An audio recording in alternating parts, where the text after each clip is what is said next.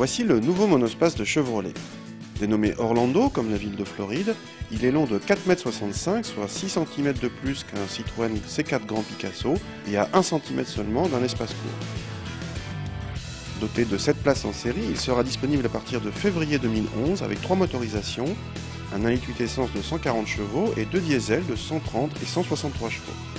Chevrolet essaye de se différencier notamment par son design. À défaut d'une face avant particulière, c'est cette fois-ci l'arrière, très anguleux, qui donne de la personnalité à la voiture.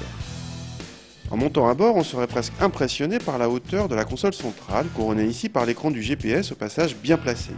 Détail original, le combiné d'autoradio cache un rangement et les connexions USB et jack.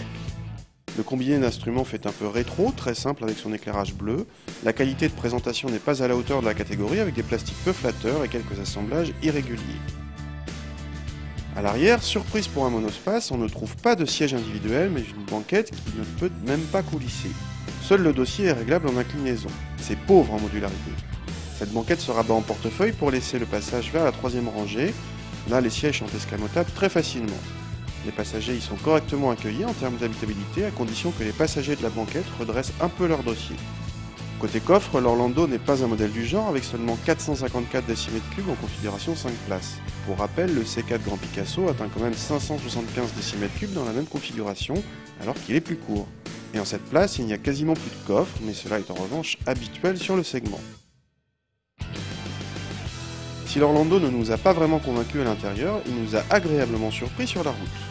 Nous disposions du 2 litres diesel de 163 chevaux, qui s'est montré assez souple, discret et suffit en toutes circonstances à relancer efficacement la voiture. Autre point positif, l'Orlando se montre agréable en châssis avec un train avant suffisamment incisif, peu de roulis, une direction relativement précise et un train arrière qui participe à l'action.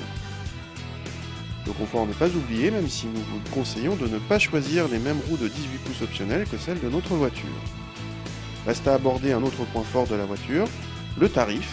Notre modèle, avec son diesel de 163 chevaux en finition LTZ bien équipé, coûte 24 800 €, auquel il faut rajouter l'option GPS, ce qui le met à 25 600 €. Or, les grands Picasso ou grands Scénic de puissance équivalente commencent à plus de 29 000 €.